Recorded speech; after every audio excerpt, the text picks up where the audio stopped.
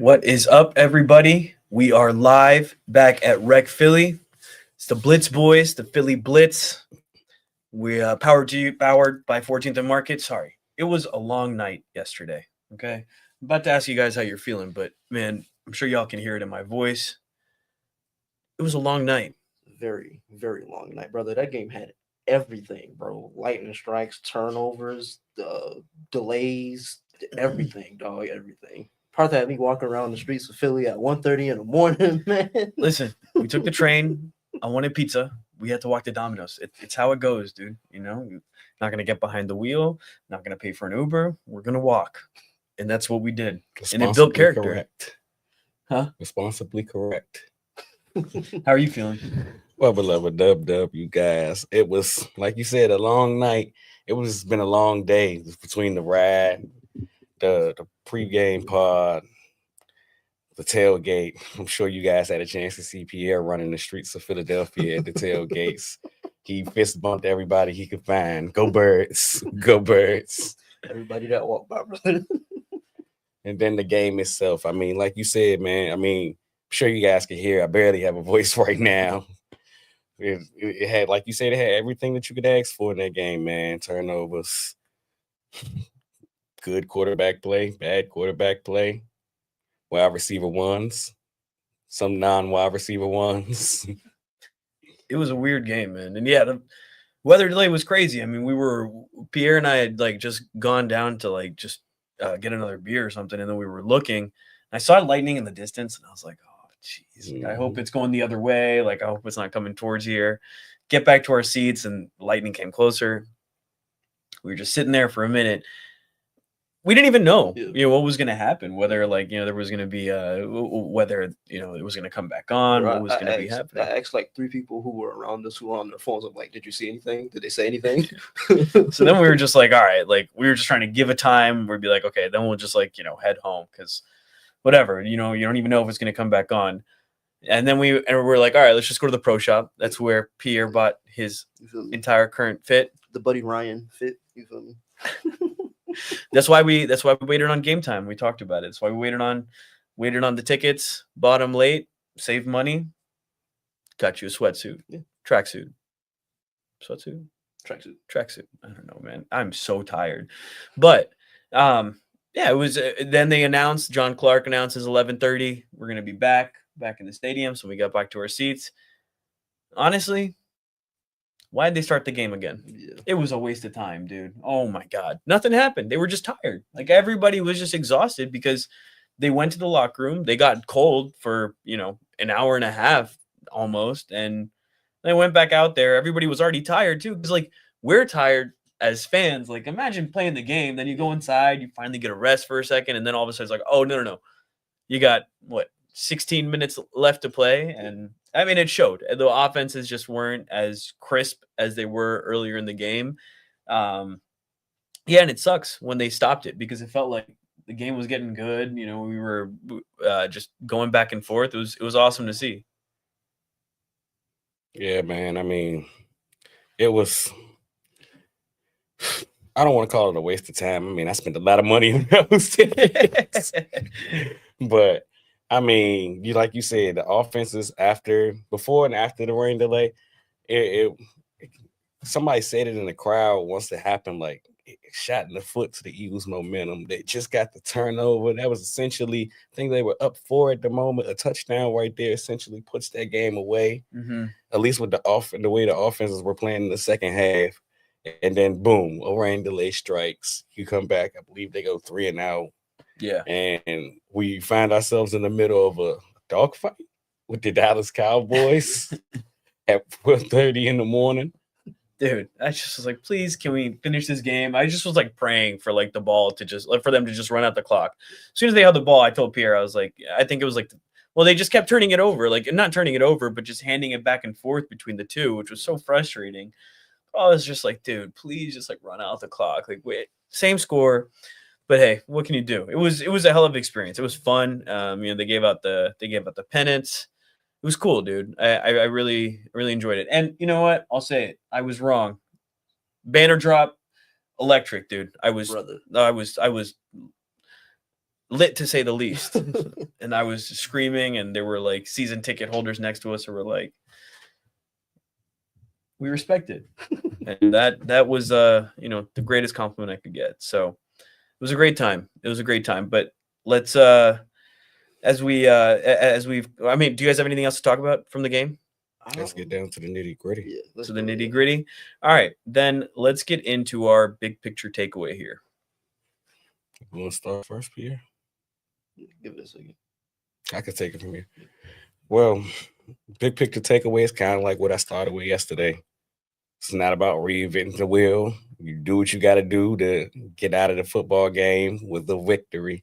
I mean, I'm sure all of us have been on social media during and after the game. You see the fullback. That's new. They went from calling my man a running back to a fullback at the quarterback position. Comments and things of that nature. And I mean, if you want to talk about stat sheets and things of that nature, I mean, there are a multitude of reasons why the game looked the way it did, which we'll discuss in a second when we get into the offenses and defenses. But more so, Jalen Hurts did what needed to be done to win the game. Mm-hmm. And you could, at least to me, you could see the growth of Jalen Hurts as a player. You've seen what we've been saying for years where Jalen Hurts this offense is as talented as they come, but Jalen Hurts is the heartbeat that keeps this thing stable. The even kill attitude that he takes on and off the field. Well, last night it was on full display. Anytime you needed a big conversion or a big play, Jalen Hurts put the team on his back, kept drives alive, put some points on the board, and basically didn't make any mistakes, which is the most important part, which, like we talked about yesterday, this defense, if they wanted to do anything, they want to take the ball away. So kudos to him for just keeping the main thing, as he was saying, and just taking care of business, man. It's week 1. It's a divisional game, most importantly. So they get a 1 in the divisional column this early in the season. And you got, 10, 11 days to rest now before Kansas City. No need to make it bigger than what it was. Yeah, and to that point, like, you can clearly see, like, Jalen was the best player on the field last night. Like, all the confidence and the poise and everything like that that was talked about all off season of him kind of being in command and control of the offense. You saw that on full display. Like you said, Quell, like, whenever you needed a conversion, he was there. Like, he didn't make any boneheaded plays. Like, he kept offensive live, kept them ahead of chains and everything like that. I think he had 4 incompletions last night, right? If you want to be technical, he 3 technically had no Yeah, incompletions. 3 were drops and one No, I was think 3 were throwaways. Throwaways and one was a drop. Yeah. So you could clearly see, he was in total command of that unit. See, this is why all the people that talk trash about ESP and tracking the practices and the training camp stats, he told y'all the ball wasn't touching the floor, and the ball barely touched the floor. To be fair, they said that last year as well, and then the year started off not great. Sometimes you just gotta trust the process. Listen, I mean that's fine. I think Jalen played really well today, but I think honestly, even like I would have liked to see Jalen try to push it down the field a little bit more. It felt, and maybe we'll see in the film, that they were just taking a ton away, but it felt conservative, and I was like, it's good, conservative, and you want to win, but like take the straight jacket off too. But I liked, like you said, the decisiveness, right? He had the decisiveness as a runner. I want to see that in some passing situations, right? Because we talked about, before, with AJ, take the chance with the safety, right? You've seen him win that matchup before. Do you think AJ is healthy? So that's what I was going to get to next. And so, but even then, like you can like some shot plays to Devontae or something, just to keep the defense on their heels. It just felt like, I mean, in next gen stats, it was odd, dude. It was Jalen didn't have any completions between 10 yards and 50 yards. He had the 151-yarder to Jahan, and then everything else was under 10 yards. And like I'm all for doing what you need to win, but you also have to keep a defense on their toes. And I think, albeit yesterday was an odd situation, so I don't think you can take too much out of it. My big picture takeaway, honestly, was that I was most impressed with Patullo. I thought like that first scripted up drive felt almost like Doug-esque, where like they came out, they knew what they wanted to do, and they were just able to do it all the way down the field. I really, really liked watching that, and I think he had like a good feel for like a flow of the game. I think that's one of the things that we had a question about, and I thought he had a good balance between the run game, the pass game. I thought it all came together, and Jalen is the nexus point for all of that. And I really liked how decisive he was as a runner. Want to see it as a passer, and yeah, I don't know, man. If AJ is injured and they're just using him as a decoy, certified decoy. Yeah, I get it, but at the same time, like, so Shabin and I were having a conversation. I told her I was gonna say this on the pod, and she said, so when we have these conversations and I steal her talking points, I never give her credit. So I'll be sure to give her credit today. But she brought up a good point where, like, even Landon, I believe Landon left the game later on. He had the same back injury he had all week. Do you think if we played the Lions, the Ravens, some other team week 1, a team that wasn't a divisional opponent, where this ain't just a regular game, this is going to count somewhere along the line? Yeah, exactly. That's a really good question. I just, it's a little puzzling to me, man. Like if they're really that injured where they can't make it through a game, AJ is just straight decoy. I don't like that. I don't like that process. I would rather you get AJ healthy and then focus on running your offense through your other guys, because clearly they're talented enough. And I get it. AJ is taking a ton of pressure off, right? You can't deny that. But Devontae and Dallas both looked really good last night, and I think they're more than capable of shouldering that load, as they did last year when AJ missed time. That's what they have. Okay, huh? Devontae looked okay. I think bro he had a drop and only 2 catches. Really? Yeah. I don't know why. The ball really went to, like, I was just about to say that, where it was refreshing to watch, to your Kevin Patullo point, where we've watched Eagles games for the last 3 years now, and we know the point is always get your stars the ball. We're gonna get AJ the ball, we're gonna get Devontae the ball. Dallas might get a little bit. Now we got Saquon. Those are the guys. They gonna eat. Watching the game last night, you seen Dallas getting the ball. You seen Will Shipley. You seen like Jahan, the alias characters were getting the ball. It's like, I mean, this is what we was asking for, but like, what about our guys now? So I mean, it was a cool development to see everybody else getting. This is what we Shipley carries early were cool. I was surprised. You got, like, it was the first drive.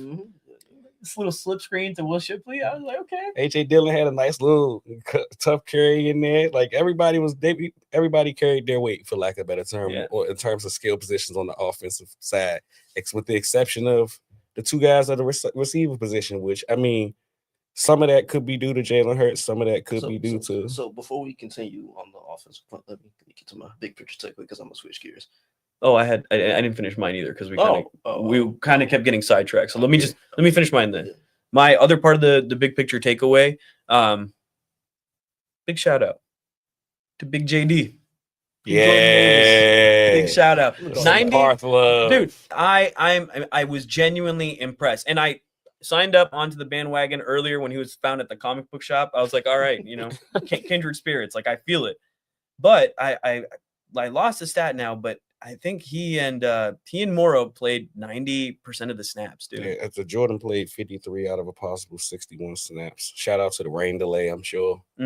Helped out a big part, but got it in the locker room, got hydrated. I'm ready to go back to the coach. 50 defensive snaps and 89% play time without Jalen Carter. That's the first time in the next gen stats era that the Eagles, since 2016, that the Eagles have had 2 D tackles play over 85% of the snaps in a game. Did they tell you who those two were? Yeah, he just said who it was before. Yeah, I think I'm not sure. Oh. Well, 2016 it'd probably be Fletch and Jernigan. That's what I was just thinking. Loco and the cut. Yeah. I'll never forget he pulled up to his introductory press conference with the goals and with the wicks and everything. And he has the picture in the shiesty with Doug with the chain. Oh man, that was like my background for so long, dude. That picture was hilarious. But big shout out, dude. Spitgate and all of that occurred, and Jalen Carter. Hold on, we gotta talk about that. Jalen Carter, brother, you gotta be smarter than that, dog. You gotta be, bro. You are a leader on this football team. You're the best player on the defense. You are too important for that. Yes. It's a sweet. I get it. Dak baited him. I get it. But you gotta have more composure than that. Yeah. He didn't even play a snap.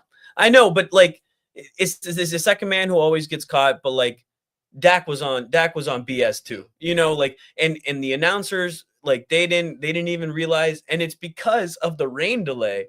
That's what I was hearing, is because of the rain delay, people had time to kind of go back and analyze these things, and they saw that Dak spat first. It's like the canteen on Star Wars. Who shot first? When he spat, he like smirked at him, like nah, what's up? Because I was with you completely. I was pissed because we were in the stands. Nobody had my phone died, so nobody had coverage. But I had coverage, so then we were using my phone to get all the information, and then my phone died, but Pierre had battery but no coverage, so we were just it's terrible in the wing. Yeah, not much in Philly, but I was just sitting there and I was just like, damn, I'm so mad at this. But then you see the context and it's like, yeah, it's wrong, but like, ref, dude, keep your eyes open on both sides. Like, if you're going to be, ejecting players, you should go through and watch the entire video. I think it's insane that they didn't go through and watch the entire video and see what happened, what conspired. Because it's crazy. But it's also because Jalen has the reputation, right? So it's also on him, and he needs to act better. But Dak, like, what the hell, man? Like, that's just, it's just not right. Walter Payton Man of the Year. Right. Like, yeah, he's on. I was gonna I was ready to be like, oh, I was impressed with how Dak played. He goes and does that. So you suck, bozo. God, yeah, that was messed up. But yeah, big shout out to Jordan Davis stepping up in a big way and big impact plays as well. I was impressed. So for me, my big picture takeaway, I never want to see Adoree Jackson suit up for my football team ever again. That brought like PTSD war flashbacks of days of Kerry Williams and Byron Maxwell and just seeing guys get picked on.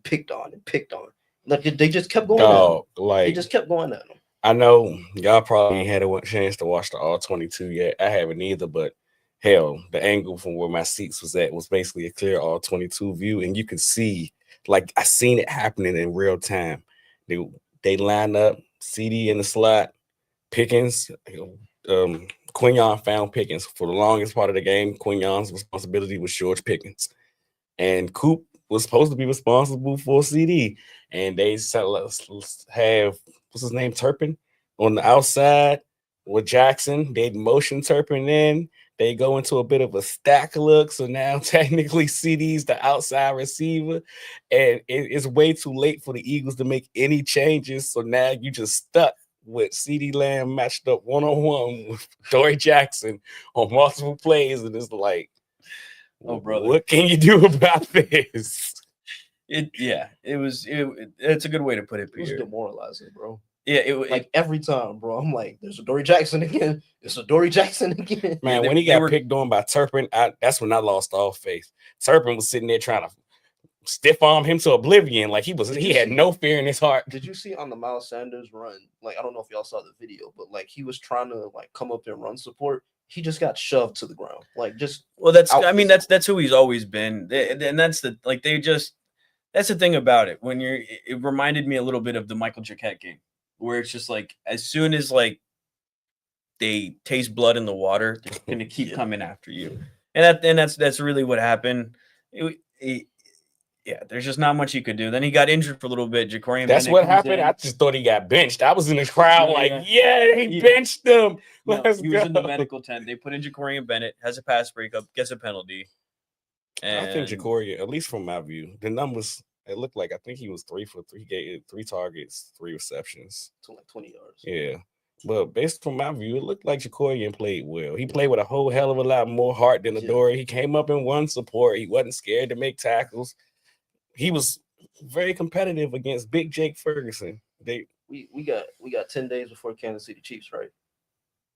That's enough time to get Ja'Cory Bennett on the field practice reps. That's enough time to get Cuz off the roster.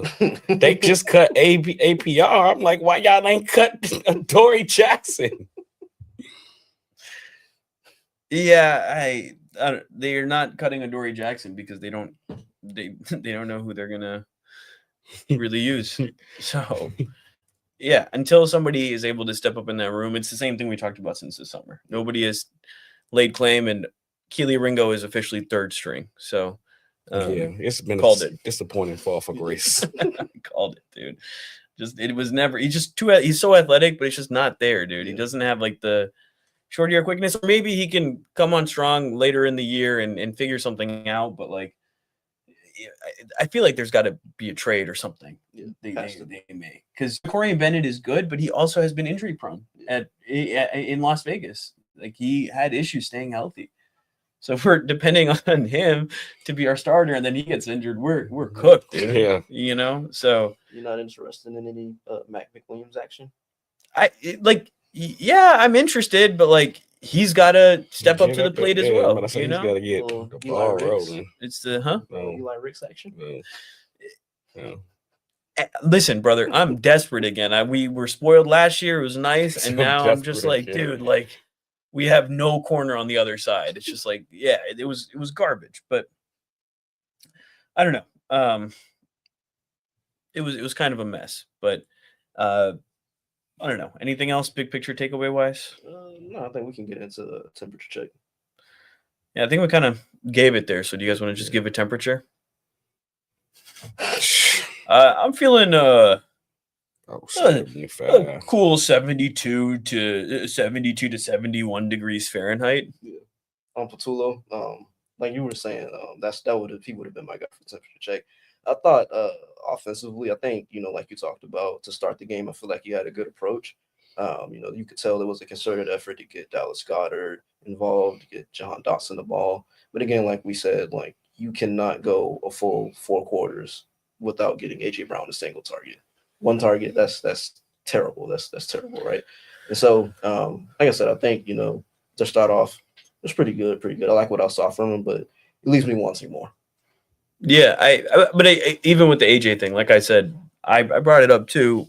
Quell's right. Like, I think it could be an injury. I think it also just leads to the question of just like, why is he playing then? Just let him get healthy. We don't need to be doing all that. We got 11 days after this. This should be more than no. That's very true. But like, even the risk, right? Like, he just runs a bad route by accident, and all of a sudden he tweaked his hammy again. I don't like the process behind that. But yeah, I mean, I essentially said room temperature because look, they won the game, right? It wasn't anything spectacular. The game was not spectacular. Like it was fun. You know, it was fun, but it wasn't like some crazy game. I don't think anybody had like an incredible game. Like Jalen had a good game, but even then, like Jalen still had room to improve upon this performance. Like he's still making some of the same little mistakes. Exactly. So I just fire on time. I mean, he was much better at that than he was last year. And we saw some targets over the middle, which was. I wish I would have seen more. It could be that. That's why I really want to get back and watch the film, because there was a couple of plays where it didn't seem like AJ Brown was the primary defender. I mean, primary receiver on any route. Mm-hmm. He was always like the either he was running off a defender or he was like the backside outlet, backside dig. But it was a couple times he had backside dig. Jalen had enough time to sit, go through. He had backside dig there, and he just started to bail. And I'm like, look, AJ's winning. Throw middle of the field. He's wide open. Mm-hmm. But I don't know. Is it the chicken or the egg? We'll figure it out. I actually know the play you're talking about where AJ was just breaking open and he just breaks the pocket, goes to the right? Yeah. Everybody was screaming. Everybody was like, AJ. But yeah, you never know in those. But yeah, just temperature check of room temperature, because good things, there were bad things. I'm not necessarily feeling anyway. And it always comes back to this because they don't really play in the preseason, bro. Like that first game is always just a little weird. Exactly. It was a division game too. Yeah. Testy. I don't think they expected emotions to be that high. I think they tried to avoid that being the case. That's why they didn't want to be out there for the banner. But hey, I mean, for me, as we get into the other side, let's get into the sides of the ball really quickly. My temperature check will be kind of the same place I started yesterday. Mr. Vic Fangio, Big Zen, feller. The ball is in your court, man. We all know the whole thing about Fangio defenses and how they're better in their second year. It's going to be hard to improve from what you were last year. But, man, do you have your work cut out for you. And it's been interesting to see some of the little things that you've done or the little twist that you've added to the defenses. But for the most part, you got to get this cornerback situation figured out. You got to figure out how you either going to provide him help and that I mean, I guess we can use this as a slow walk. You guys, do you mind if we start on the defensive side of the ball? Yeah, let's do it. I guess we can use this as a slow walk into the defensive side of the ball, where kind of what I said on the pod yesterday came to fruition, where it's like, I mean, if Adoree, worst case scenario happens and Adoree starts getting picked on and you start calling your cover sixes and all that, do you really want Sidney Brown to be the guy out there? Well, long behold, it was the Andrew Makuba show who outsnapped Sidney Brown 51 snaps to 14. You're twisted. You're twisted, man. There's no loyalty with it, bro. This is nuts. I'm playing both sides, so I can never lose. No, because there's the only thing about that is it only works if people aren't keeping track of your every move. Buddy, I am. I'm here to hate. Your biggest hater. Buck nasty. I wake up every morning thinking, how am I going to hate on Pierre today? But, yeah, man, Andrew, it's a lot of Andrew Makuba, which was cool to see. They utilized him in different ways. You've seen some of what I talked about yesterday. I think I should have the numbers here. And the personnel they went nickel on 45 snaps. They went base on 10 snaps. And you even see 4 snaps a dime, which he was that nickel, that slot defender. So it seems like he could be a primetime player in this defense throughout the season, as long as he continues to A, stay healthy, and B, continue to develop and come along as Vic's liking it. I think we will continue to use him. It's just we're still stuck in that same situation we were in last year where, look, you guys, I mean, we got a talented defense. I mean, it doesn't help Jalen Carter didn't play a damn snap, but got a talented defense, got some kinks that we got to work out. Give it last year, I said week 9. I'll say till about week 6 this year. Give it till about week 6. They should have the ball rolling. He should have everybody feeling comfortable.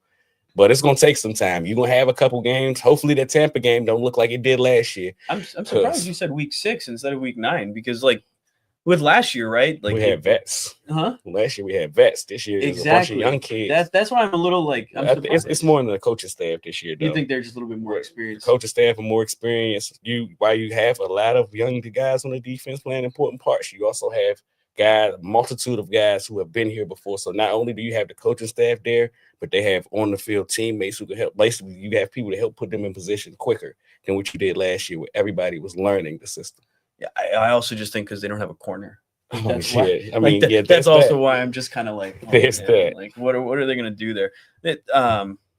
Yeah, with the defense, I think they're getting comfortable. I think there was a cool play. I think it was like a short Jake Ferguson completion or something, and Jihad and Makuba made the tackle. It was cool. It was like, oh, It that's was gonna be so dope to see them working in concert Yeah. off of each other, bro. Like I don't know if that's the player talking about, but it was one. I think it was a running back that they tackled, but Makuba came up, he wrapped him up, and then Jihad came, and That's what I was talking about. I thought it was I thought it was a pass for some reason, but yeah, they both were flying around the field, and I mean Jihad Campbell was the highest graded defender according to PFF. Did y'all I know we were all at the game, but that pass breakup he had when he was like 20, 30 yards down the field, he looked like a defensive back. Yeah, that's the splashes of what they saw. He looked like a DB. And it's so fun because we talked so much during the off season about, and I mean, Vic said that he didn't expect it to be any rotation. So once he said that, you kind of could have seen the vision being told, oh, Jihad's going to get the snaps. But for Jihad and Bond to be the only linebackers last night to take snaps shows how comfortable they are in him, first and foremost. And just one thing that really stood out to me, and you pointed this out pregame, Parth, when you told me that Aziz was inactive. And I was trying to figure out, well, maybe they're going to keep 4 tackles active. Nah, Ty Robinson was inactive. Patrick Johnson was active over Aziz Ojulari. Very interesting. Yeah. And I mean, I know they like Patrick because when he was there before, I know they cut him and then I think another team signed him. Like he got away. Yeah, they liked him. Yeah. They liked him in the building. Yeah, and we saw a lot of Jihad on the on the edge. The lateral. Every time I seen it, I got so happy. Yeah, I something that flashed to me during the game, but I really didn't notice till I started looking at the snap counts this morning. I'm like, Edge outside of Nolan, Edges really didn't. I don't want to say they didn't play much, but they had a couple snaps. Yeah, they had snaps, he but good though. I expected them to be like Nolan. I think Nolan played like 53 snaps or something like that. I think Jalen played like 30 something. So it's like, oh. And then you realize, well, how many of these times were they rotating down and Campbell was essentially that edge rusher then. So I thought Nolan played well, obviously from a run defense standpoint, but I largely was a little unimpressed with the defensive end play. I thought the tackles were doing a really good job of just like swallowing up the run in the middle. I thought they were able to run it on the edges against us a little bit more than I would have wanted. And it's the same pass rush kind of issue from last year. Yeah, it seemed like he felt Dak seemed comfortable the whole game. Yeah, it seemed like a lot of it was like they were able to kind of get pressure, at least on the tackles, and like compress the pocket, but they just couldn't finish. Yeah. And I mean, it was but even then, it just felt like even the tackles were like doing a good job outside, giving him a good pocket, and then they get there. And Dak's good at that kind of stuff. But oh my God, that was so frustrating, dude. We were gonna have like we were gonna have like a 15-yard sack or something like that, and then Dak escapes out of it, runs out. That was frustrating, but they happen. It felt like, at least to me, how the best way I can explain it is the edges were doing the tackles' jobs and the tackles were doing the edges' jobs. Yeah. Like in run support, the edges were really good. Jalen had a quality game in terms of run support. You mentioned Nolan Smith, which isn't a surprise. But then when you mention the pass rush, it's like non-existent with them guys over there. And then you look at the tackles, and I mean, they did a good job of getting pressure on Dak as much as they could. Wish they could have brought him down more, but they tried. But then you look at them in run support, and every time they ran the ball, I'm like, man, if Jalen Carter was here, like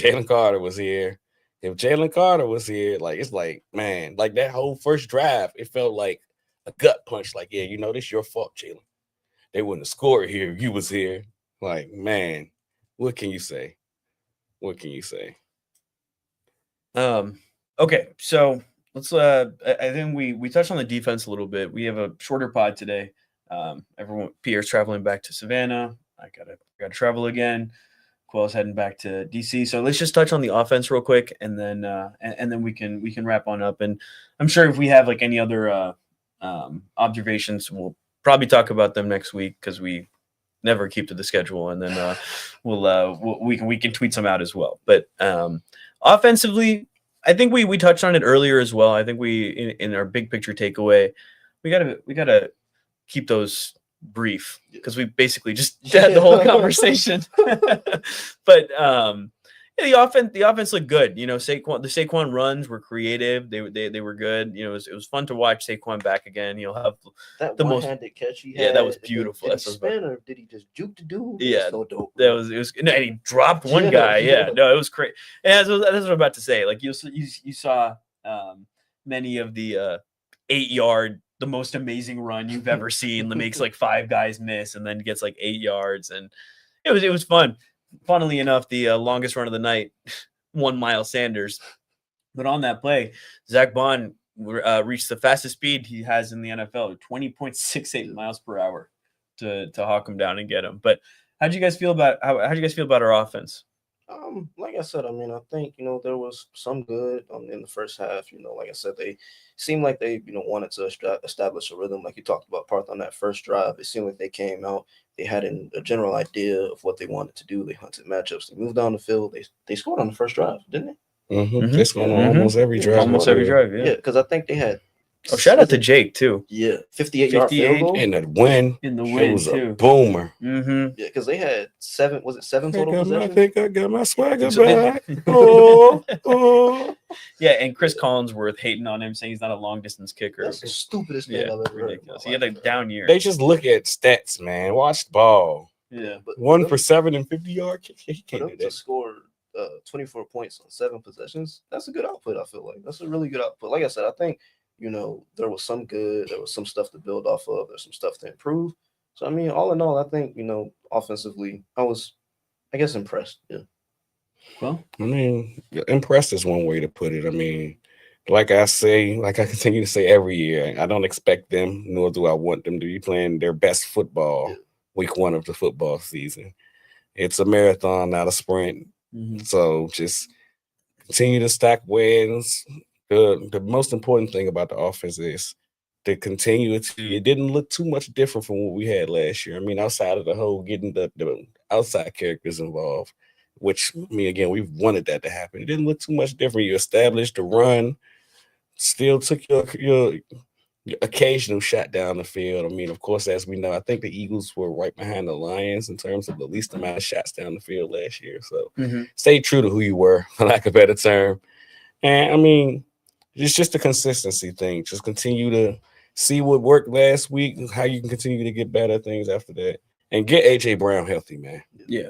Hilarious that you said that, though, and I'm just like, no, throw the ball deep, dude. I'm tired of this. I'm tired of this, Grandpa. It's so hilarious. We can't never win with you guys. Last time we were sitting here like, yeah, man, it's just like they just force the ball down the field. They don't want to do nothing but throw explosive plays, and I'm like, all I want, Quell, is balance. Damn it, I just want balance. I don't want to just watch every pass go underneath 10 yards, and then I get 150-yarder. I'm like, yeah, Jahan Dotson. Jahan finished. He had that 51 yards. He had 51-yard reception. He finished with, I think, 53 or 54 total yards. Like, dog, it is so hilarious on that play. Like, AJ and Devonta was looking at each other, then looked at the ball fly like, who the hell is he throwing the ball to? That's what I was thinking. I was like, did he overthrow him? And then I just see Jahan. I'm like, okay, let's go. But anyways, we're gonna have to wrap because we're having to account for travel and everything. But we'll be back next week with a podcast again. Back on regularly scheduled. Back in our home offices. Quell's gonna have a Wolverine poster. Got a new one yesterday to add. New edition. Yeah, I can see what we own. But anyways, thank you everybody for listening and tapping in with us. We hope you have a great weekend. Enjoy football stress-free now that the Eagles got a W. Victory Friday. We're 1-0, baby. Go Birds. Go Birds. Go Birds.